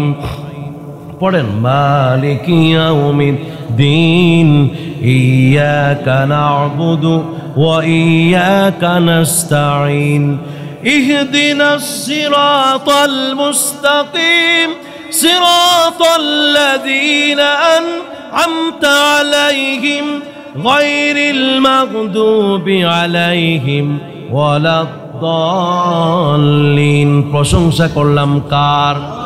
আমার বললাম আমিন। ও আল্লাহ তুমি আমার প্রশংসা কবুল করে নাও। আল্লাহুম্মা আমিন। আল্লাহ তোমার কাছে প্রশংসা করলাম। আবার পড়ি বিসমিল্লাহির রহমানির রহিম কুল হুয়াল্লাহু আহাদ। আল্লাহকে বলি আল্লাহ তুমি আমার আল্লাহ, তুমি এক আল্লাহ। আল্লাহুস সামাদ, আল্লাহ তুমি ছাড়া আর কেউই অমুখাপেক্ষী নন। আপনি ধনী, আপনি সব, আপনি সব। এ কথা বলে তারপরে বলে লাম ইয়ালিদ ওয়া লাম ওয়ালাম ইয়াকুল লাহু কুফুয়ান আহাদ। এই কথাগুলি বলে বলে প্রশংসা করলাম কার? এই প্রশংসা করতে গিয়া ধ্যান ধারণা একটু চুল পরিমাণ নড়তে পারবে? একেবারে কান ধরে এইভাবে নিয়ত বেঁধে হাত বেঁধে শুধুমাত্র একমাত্র ইয়্যাকা না'বুদু ওয়া ইয়্যাকা নাস্তাঈন, একমাত্র তোমার এই ইবাদত, তোমার এই প্রশংসা করলাম, তোমার কাছে সাহায্য চাইলাম। এ কথা বলে যখন আবারও পড়ি আল্লাহু আকবার বলে রুকুতে যখন যাই, তখন পড়ি সুবহানা রাব্বিয়াল আযীম। পড়েন সুবহানা রাব্বিয়াল আযীম। একবার হলে যথেষ্ট হবে না, 3 বার পড়ো, 5 বার পড়ো, 7 বার পড়ো, 9 বার পড়ো, ইচ্ছা মতো আল্লাহর প্রশংসা করতে থাকো। সুবহানা রাব্বিয়াল আযীম। রুকুতে গিয়া বলে আল্লাহ তুমি পুত পবিত্র, আর যা আছে সব অপবিত্র, তুমি মহান, তুমি আল্লাহকে আমি পবিত্রতা ঘোষণা করে দিলাম। আবার যখন রুকু থেকে উঠে আমরা বলি সামি আল্লাহু লিমান হামিদা, আমরা বলে দেই আল্লাহ সামি আল্লাহু, আল্লাহ আপনি তো শুনেন, লিমান হামিদা, যে আপনার প্রশংসা করে আপনি তো তার কথা শুনেন। ও আল্লাহ, তো কোন পর্যন্ত আপনার প্রশংসা করেছি। রব্বানা লাকাল হামদ হামদান কাসীরান তাইয়িবান মুবারাকান ফীহি, আল্লাহ আপনারই প্রশংসা করেছি, অতএব এই গুনাহগার বান্দার প্রশংসা আপনি গ্রহণ করে নেন। এরপরে আবার বলি আল্লাহু আকবার। আমার মন ভরে না, তৃপ্তি ভরে না, আবার সেজদায় গিয়ে বলি আল্লাহ সেজদা তোমাকে দিলাম। সুবহানা রাব্বিয়াল আলা, আল্লাহ তোমার প্রশংসা করে শেষ করা যায় না। আমি সেজদায় চলে আসলাম, আমি আবারও বলি সুবহানা রাব্বিয়াল আলা। একবারের জায়গায় 3 বার আমার কাছে মজা লাগে না, আমার 5 বার মজা লাগে, আমার 7 বার ভালো লাগে, 9 বার ভালো লাগে, তার চাইতে বেশি ভালো লাগে আল্লাহু আকবার। আমার মাথা থেকে উঠাইলে দিলাম, এই সময় বলি আল্লাহুম্মা গফিরলি ওয়ারহামনি ওয়াহদিনি ওয়ারযুকনি ওয়ারহামনি। এই কথাগুলি অথবা বলি আল্লাহুম্মা গফিরলি আল্লাহুম্মা গফিরলি আল্লাহুম্মা গফিরলি। আল্লাহ এতক্ষণ পর্যন্ত তোমার দাঁড়ায়া প্রশংসা করলাম, রুকুতে গিয়া হাঁটুতে গিয়া প্রশংসা করলাম, আবার সিজদা মাথা জমিনে লাগায়া দিয়ে আবার প্রশংসা করলাম। জমিন থেকে উঠে তোমার কাছে বলি আল্লাহুম্মা গফিরলি, আল্লাহ তুমি আমারে ক্ষমা করে দাও, আল্লাহ তুমি আমাকে ক্ষমা করে দাও। এবারে আবার 3 বার বলি আল্লাহুম্মা গফিরলি, আল্লাহ তুমি আমাকে ক্ষমা করে দাও। এটাই যথেষ্ট হয় না, আবারও বলে আবারও সেজদায় চলে গেলাম। আল্লাহ আমি একবার সেজদা দিলাম না, দ্বিতীয়বার আবার সেজদা গিয়ে বললাম আল্লাহ সুবহানা রাব্বিয়াল আলা সুবহানা রাব্বিয়াল আলা। এইভাবে 1 রাকাত নয়, একবার নয়, দ্বিতীয় রাকাতে আবার একই রকম, তৃতীয় রাকাতে একই রকম, চতুর্থ রাকাতে আবার একই রকম। বসে পড়লাম, বসে বলি আল্লাহ আত্তাহিয়াতু লিল্লাহি, আল্লাহ একমাত্র তোমার জন্যই আমার সব শুভেচ্ছা, আমার জীবনের যা আছে নেক আমল একমাত্র আপনার জন্যই আমি করেছি। আসসালাওয়াতু ওয়াত-তাইয়্যিবাত, আর যা কিছু নিয়ামত আমার আছে আল্লাহ তোমাকে সন্তুষ্ট করার জন্যই আমি তোমার কাছে আমি সব নিবেদিত করে দিলাম। হে আল্লাহ, এতক্ষণ তো আপনার প্রশংসা করলাম, আর যাকে প্রশংসা না করলে আপনি খুশি হন না তাকে আমি সালাম দিলাম। আসসালামু আলাইকা আইয়ুহান নবী, হে নবী আমার পক্ষ থেকে আপনি সালাম নেন, আপনাকে সালাম দিলাম। সুবহানাল্লাহ বলেন। সুবহানাল্লাহ। আসসালামু আলাইকা আইয়ুহান নাবিয়্যু ওয়া রাহমাতুল্লাহি ওয়া বারাকাতুহু। আসসালামু আলাইনা ওয়া আলা ইবাদিল্লাহিস সালিহিন। সাথে সাথে নেককার যারা আছে তাদেরকেও সালাম দেই। সব উসিলাত যখন শেষ তখন বলি আশহাদু আল্লা ইলাহা ইল্লাল্লাহু ওয়া আশহাদু আন্না মুহাম্মাদান আবদুহু ওয়া রাসূলুহু। ও আল্লাহ, আমি এই নামাজের মধ্যে প্রশংসা শেষ করে আপনি সাক্ষী থাকেন, আমি সাক্ষ্য দিচ্ছি আপনি ছাড়া কেউ নাই। সুবহানাল্লাহ। আর আমি সাক্ষ্য দিচ্ছি মুহাম্মাদুর রাসূলুল্লাহ সাল্লাল্লাহু আলাইহি ওয়াসাল্লাম আল্লাহর প্রেরিত রাসূল। আমি আবারও একটু নিজে মাপ পাওয়ার জন্য আবারও দুরূদ শরীফ পড়ার জন্য আল্লাহ বললেন, আল্লাহুম্মা সাল্লি আলা সাইয়্যিদিনা মুহাম্মাদিন ওয়া আলা আলি সাইয়্যিদিনা মুহাম্মাদ কামা সাল্লাইতা আলা ইব্রাহিমা ওয়া আলা আলি ইব্রাহিমা ইন্নাকা হামিদুম মাজিদ। আল্লাহুম্মা বারিক আলা মুহাম্মাদিন ওয়া আলা আলি মুহাম্মাদ কামা বারাকতা আলা ইব্রাহিম ওয়া আলা আলি ইব্রাহিম ইন্নাকা হামিদুম মাজিদ। আল্লাহর কাছে বলি, আল্লাহ ভক্তি শ্রদ্ধা সম্মান দিয়ে আমরা আমার এই সালাম নবীর মদিনায় পৌঁছায় দাও, নবীর আওলাদদেরকে দান করেন। আর আমাদের আদি পিতা ইব্রাহিম আলাইহিস সালাম মুসলিম জাতির পিতা, তাকেও সালাম প্রেরণ করেন। তার বংশধরদের উপরও হাজার হাজার নবী রাসূল এসেছে, তাদের উপর আমি সালাম দিলাম। সুবহানাল্লাহ। সর্বশেষ আমি বলি, আল্লাহুম্মা ইন্নী যালামতু নাফসি যুলমান কাসীরা। আল্লাহ, আমি গুনাহ করতে করতে পাপ করতে করতে আমার এই নফসকে আমি জুলুম বানাইয়াছি, জালিম হয়ে গেছি। ফাগফিরলি, আপনি মাগফিরাতান, আপনি আমাকে মাফ করেন। ওয়ারহামনি, আমাকে আপনি দয়া করেন, আমার এই পাপিষ্ঠের প্রতি আপনি দয়া করেন। ফাগফিরলি মাগফিরাতাম মিন ইনদিকা, আর একমাত্র আপনার পক্ষ থেকে দয়া পাওয়া যায়, আপনার পক্ষ থেকেই শুধু মাপ পাওয়া যায়। ওয়ারহামনি ইন্নাকা আনতাল গফুরুর রহিম, আপনি গফুর, আপনি রহিম। সুবহানাল্লাহ। গোটা এই নামাজটা এত প্রশংসা করে সর্বশেষ যে দোয়া, এটা হলো আল্লাহ আমাকে মাফ করে দেন। যখন মাপ পেয়ে গেলাম, আমি শুকরিয়া আদায় হিসেবে ডান কাদের ফেরেশতাদেরকে বললাম, আসসালামু আলাইকুম ওয়া রাহমাতুল্লাহ। আমি ক্ষমা পেয়ে গেছি, ডান কাদের ফেরেশতাদেরকে বলছি আসসালামু আলাইকুম ওয়া রাহমাতুল্লাহ। আল্লাহু আকবার। আমাদেরকে ক্ষমা করবার জন্য আল্লাহ তাআলা ইবাদতগুলি এইভাবে সেটিং করে দিয়েছে। এজন্য ভাইরা আমার, আমরা না বুঝে অবুঝে শিশুর মতো আমরা কেন দূরে থাকি? আমল শূন্য হয়ে যায়। আমল করলে শরীরের মধ্যে ভালো লাগে না?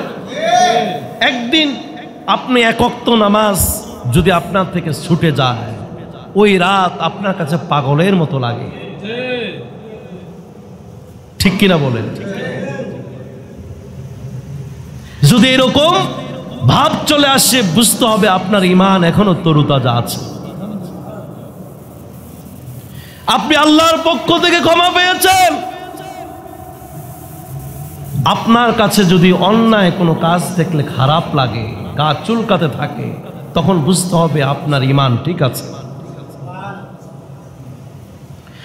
আপনি যদি অন্যায় খারাপ কাজ দেখলে পরে শরীর কাঁপতে থাকে, বুঝতে হবে আপনার শরীরের দেহটা আল্লাহ তাআলা কবুল করেছেন। সুবহানাল্লাহ। এজন্য আল্লাহর কাছে দোয়া করতে হবে, আল্লাহ তুমি আমাকে মাফ করে দাও। সর্বপ্রথম আমরা মাফ চাবো কার জন্য? নিজের জন্য। কথা কয় না, কার জন্য? মৃত ব্যক্তিকে জানাজা দেই না? মৃত ব্যক্তিকে জানাজা দেই, কিন্তু জানাজা দেই তার জন্য, মাপ চাওয়ার জন্য আমরা গিয়ে জানাজা দেই। অথচ আল্লাহর হাবিব বলেছে তার জন্য মাপ চাওয়ার আগে তুমি নিজের জন্য আগে মাপ চাও। সুবহানাল্লাহ। আল্লাহুম্মা গফিরলি,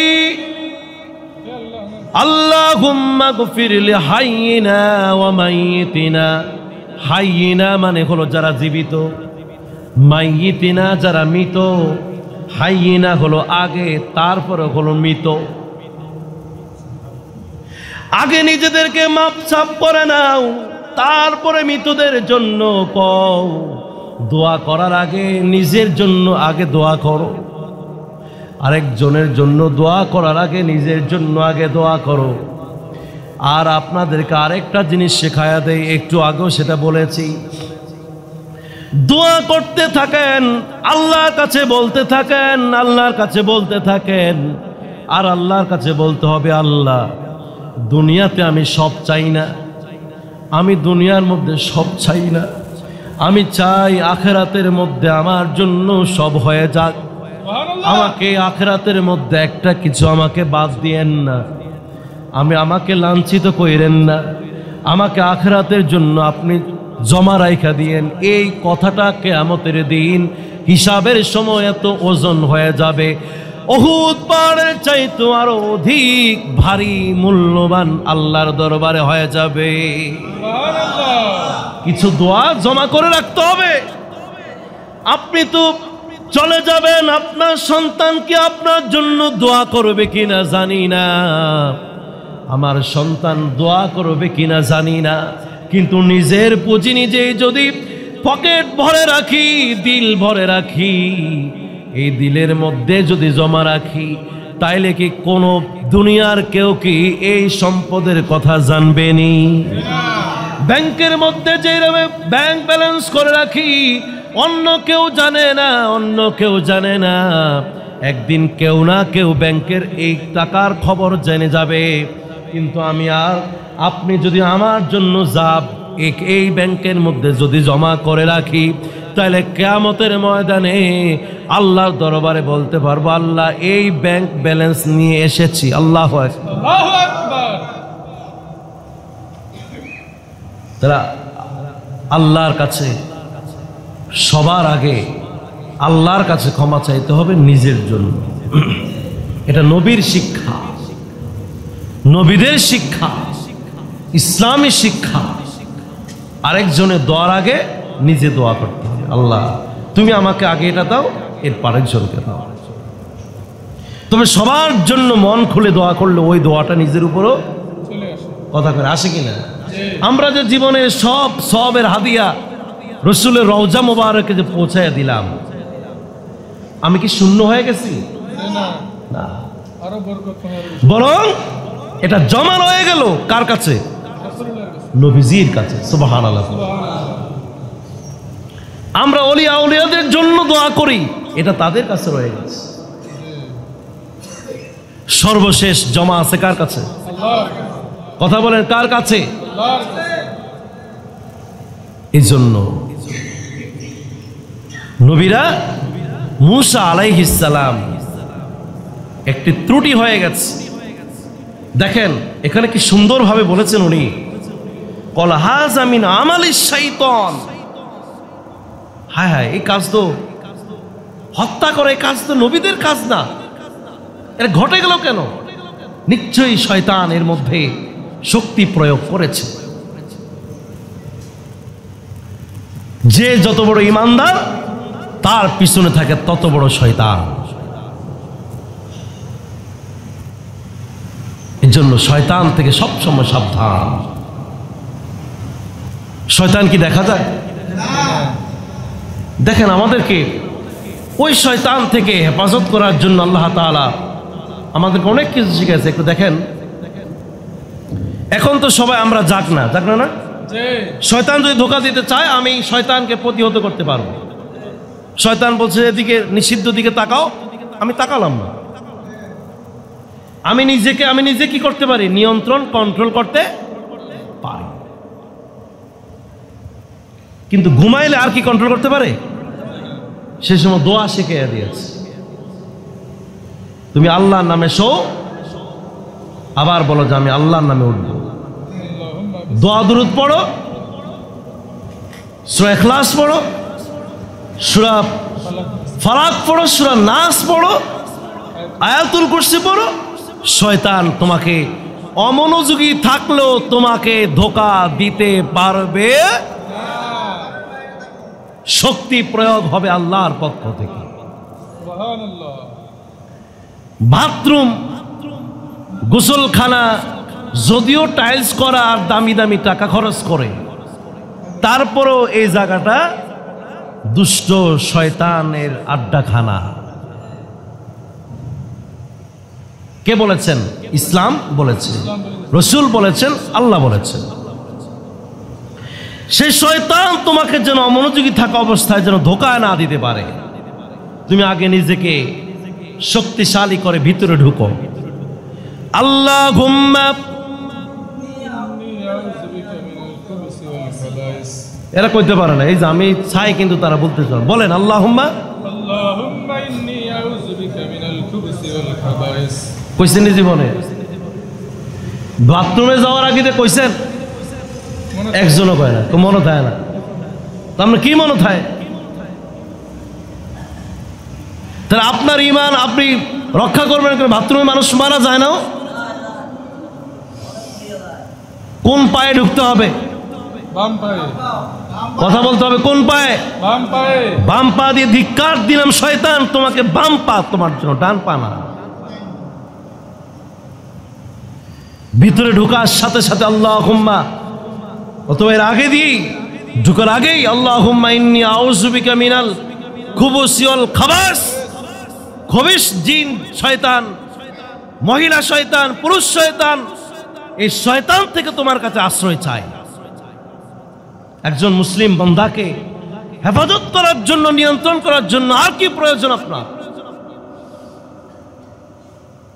বের হয়ে গেলাম, গুফরানাকা গুফরানাকা, অথবা আলহামদুলিল্লাহ আলহামদুলিল্লাহিল্লাযী আযহাবা আনিল আযা ওয়া আফা। বলে আল্লাহর কাছে আপনার প্রশংসা করেন। ঘর থেকে বের হব, আমাদেরকে দোয়া শিখাইছেন কি? বলেন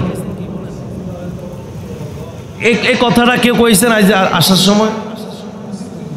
বলেন না তো। বাড়ির থেকে যখন আসছেন, বের হইছেন, তখন কি কই আইছেন? হ্যাঁ, বিসমিল্লাহি তাওয়াক্কালতু আলাল্লাহ, আল্লাহ তোমার নামে আমি ভরসা করে নামলাম। হেফাজত করবে কে? আল্লাহ। কই আপনার তো এই কথাটাও বলেন না।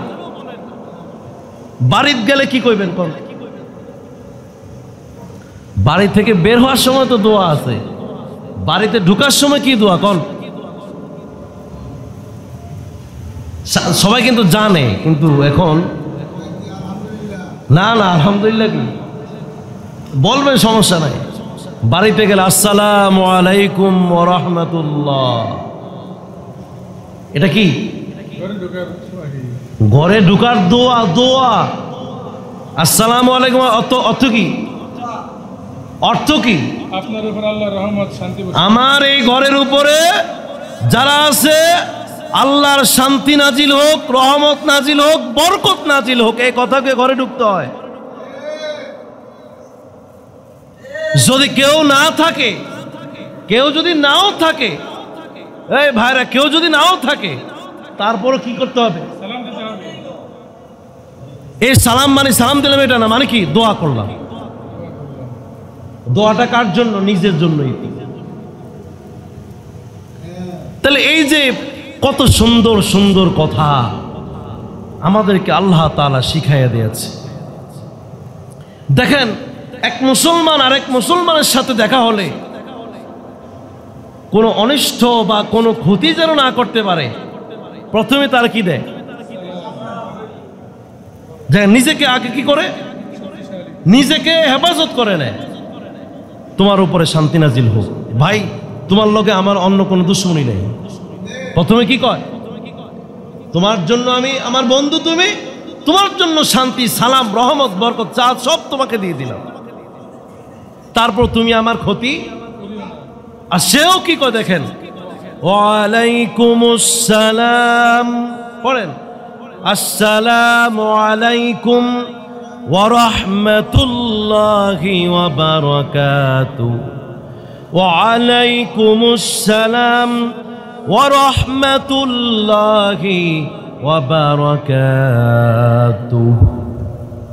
সেও বলে যে ভাই তুমি আমার দুশমন না, তোমার উপরও আমি শান্তি দিলাম, আল্লাহ রহমত তোমার উপরও পড়ো, বরকত পড়ো। সুবহানাল্লাহ। নিজের ঈমানকে তরতাজা করবার জন্য আর কি প্রয়োজন? আল্লাহ নবী সাহাবী তুফাইল, কি নাম? তুফাইল। এই সাহাবী ব্রু মানে পেটে একটু মোটা ধরনের ছিল, এই ব্রু একটু কি ছিল, মোটা। হযরত তুফাইল রাদিয়াল্লাহু তাআলা আনহু আব্দুল্লাহ বিন আব্বাসের কাছে মাঝে মাঝে সকালেও যান, বিকালেও যান, মাঝে মাঝে দিনের জন্য দেখা করতে যান। একদিন তার কাছে গেলেন, যাওয়ার পরে বললেন, ও আল্লাহর নবীর সাহাবী, আপনি কিছু কোরআন শিখান, হাদিস শিখান, আপনার কাছে এসেছি। বলছে ঠিক আছে শিখাবো, তবে চলো আমরা একটু বাজারে গিয়ে ঘুরে আসি। কোথায়? বাজারে গিয়ে ঘুরে আসি। বলল যে ও আল্লাহর নবীর সাহাবী, বাজার হলো নিকৃষ্ট জায়গা, তার চাইতে আমরা এখানে বসে যদি কোরআন হাদিসের কোনো আলোচনা করি আমাদের জন্য সওয়াব হবে। কি হবে? সওয়াব হবে। বলল না, আগে যাব বাজারে। কেন যাইবেন? বাজার সদাই করবেন নাকি? কয় না, টাকাও নাই, বাজার সদাই করব না, তবে একটু ঘুরে আসি। দুইজনে গেলেন। বাজারের এই মাথা থেকে শেষ মাথা পর্যন্ত যাকেই দেখা হয়েছে বলছেন আসসালামু আলাইকুম ওয়া রাহমাতুল্লাহি ওয়া বারাকাতুহু। যাকেই দেখা হয়েছে আসসালামু আলাইকুম ওয়া রাহমাতুল্লাহ। বাজারে এই মাথা থেকে শেষ মাথা পর্যন্ত শেষ করে আবার বাড়িতে আসলেন। এসে বললেন, আপনি কেনই গেলেন, কেনই আসলেন? কোনো কিছু কিনলেন না, বেহুদা শুধু সময়টা কাটে এসেছে। বলল তো পায়েলদীপ, কোরআন হাদিস পড়লে শুধু নফলের সওয়াব হতো, আমি এমন সদাই কিনে এনেছি, সালাম দেওয়া সুন্নাত, সালামের জবাব দেওয়া কি কথা কয় না কি? আসসালামু আলাইকুম বলে 30 নাকি, ওয়া রাহমাতুল্লাহ কইলে আরো না, আসসালামু আলাইকুম বললে 10 নাকি, ওয়া রাহমাতুল্লাহি কইলে আরো 10 নাকি, হইছে কয় নাকি? 20 নাকি, ওয়া বারাকাতু বললে আল্লাহ নবী বললেন সালাসুনা, 30 নাকি। আসসালামু আলাইকুম ওয়া রাহমাতুল্লাহি ওয়া বারাকাতু বললে 30টা নেকির সুন্নাত আমি পেলাম। আবার জবাব দিল ওয়ালাইকুম আসসালাম ওয়া রাহমাতুল্লাহি ওয়া বারাকাতু, ওই 30টা ওয়াজিবের সওয়াব সেও পাইল, আমিও পাইলাম। সুবহানাল্লাহ। আমি যে বাজার থেকে দুনিয়ার কোনো সামগ্রী কিনে আনে নাই, বরং বাজার থেকে আমি আখিরাতের সদাই কিনে নিয়ে এখানে এসেছি। সুবহানাল্লাহ। এজন্য একজন মুসলমান যদি সে বাড়িতে থাকে, এক কাজ করার সুযোগ আছে। শ্বশুর বাড়িতে গেলেও কি আছে? ন্যাক কাজ করার সুযোগ আছে। সে যদি বাজারেও যায়, ন্যাক কাজ করার কি আছে? সে যদি আপনার ঢাকায় বেড়াতে যায়, মুসাফির সফর অবস্থা যায়, মেয়ের বাড়িতে যায়, জামাইয়ের বাড়িতে যায়, যেখানে যায়, ঘরে থাকুক বাইরে থাকুক, দিনে হোক রাইতে হোক, রোজা হোক রোজা ছাড়া হোক, যে কোনো সময় হোক, সকালে হোক, বিকালে হোক, সব সময় একমাত্র যারাই না আমল করতে পারি তারা আমরা মুসলমান, ঠিক কিনা বলেন? আমাদের মুসলমানের জন্য এই সুযোগ আল্লাহ রব্বুল আলামিন আমাদেরকে দান করেছেন। আমরা যদি কাজ করতে যাই সেখানেও নেক করার সুযোগ আছে না নাই? রিক্সা চালায় যদি কাজকর্ম করি ওটার মধ্যেও কি নেক কাজ করার সুযোগ নাই? অটো চালাইলে সেখানেও নেক করার সুযোগ আছে। আমি যদি কৃষি কাজ করি তার মধ্যেও নেক কাজ করার সুযোগ আছে। আমি যদি ক্ষেত খামারে যাই সেটাও সুযোগ আছে। ব্যবসা করতে গেলেও সেখানেও সুযোগ আছে নেক কাজ করার। আমি যদি একজন মানুষের সাথে আমার কাজ নাই, কিছুই নাই, যদি একজন মুসলমান আরেকজন মুসলমানকে দেখলে একটু মুস্কি হাসি দেয়, তাইলেও কি আছে? সওয়াব আছে। সুবহানাল্লাহ পড়বেন না? একটু কোনো কথা নাই, মুস্কি হাসি দিলাম, এটার মধ্যে সওয়াব করার সুযোগ আছে। বাড়িতে গেলাম, বাড়িতে যাওয়ার পরে এখন স্ত্রী সামনে রয়েছে, তার সাথে একটু হাসি মুখে কথা বললাম, নেক আছে না নাই?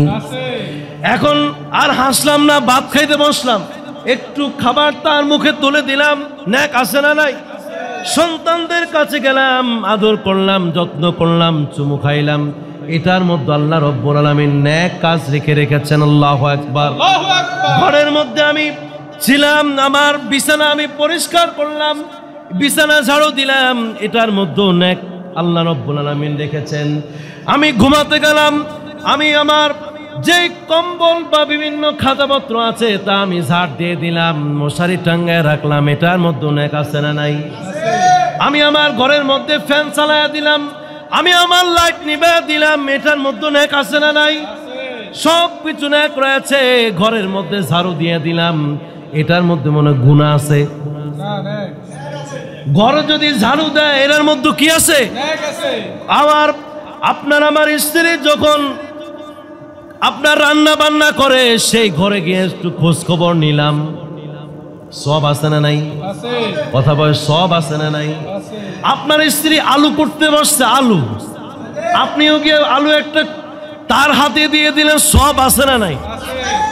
আপনি আবার তরকারির মধ্যে আপনি একটু তরকারি দেখাশোনা করলেন, একটু আগুন দিয়ে দিলেন, সাহায্য সহযোগিতা করলেন, যেটা আল্লাহ নবী করেছে। আল্লাহ নবী করেছেন। সব জায়গায় মুসলমানের সব আছে না নাই? একজন মুসলমান যদি একটা জামা গায়ে দেয় এর মধ্যে কি আছে?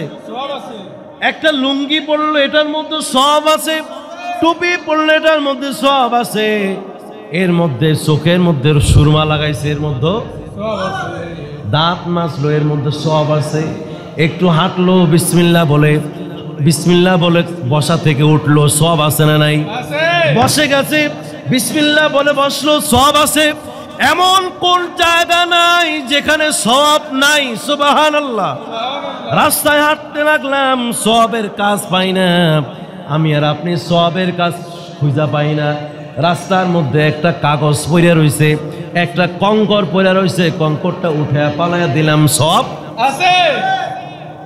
আপনাকে রাগ করেন না ভাই, কথা কন, আমি যে কথাগুলি কইছি একটু কি মিছা কথা? সবগুলির মধ্যে মুমিনের এমন কোনো কাজ নাই তার কি নাই? সব নাই। ঘুম গেল সব, ঘুম থেকে উঠলো সব, তবে ঘুম যায়া দিনের 10টায় উঠা এটা মনে হয় সওয়াব। এবার কোন না কা ঘুমায়া গেলাম, ফজরের আজান হয়ে গেল, কম্বল আরো মোট দিয়ে গেলাম, আবার ফ্যানের স্পিড আরো বাড়াইয়া দিলাম, যাতে মুয়াজ্জিনের আজান আমার কানের মধ্যে না আসে। এরকম মুরতাদ মুশরিক, এরকম বাটপার কিছু মুসলমান আছে না নাই? মুসলমানদের মধ্য থেকে কিছু কবি সাহিত্যিক বলেছে যে এই আজান নাকি বেশ্যার আওয়াজের মতো। এই মুসলমানের কাছে আল্লাহু আকবার বলে যখন আজান শুরু করে দেয়, একজন মুসলমানের কলিজাটা কেটে যায়, কলিজা ঠান্ডা হয়ে যায়, ঠিক আরেক মুসলমানের কলিজায় আগুন ধরে যায়। আছে না নাই? যার আগুন ধরলো তার কি সব আছে?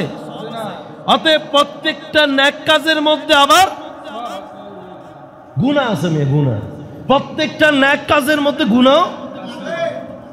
বিসমিল্লাহ কয়া যদি সিগারেট খায় গুনাহ, হ্যাঁ গুনাহ আছে।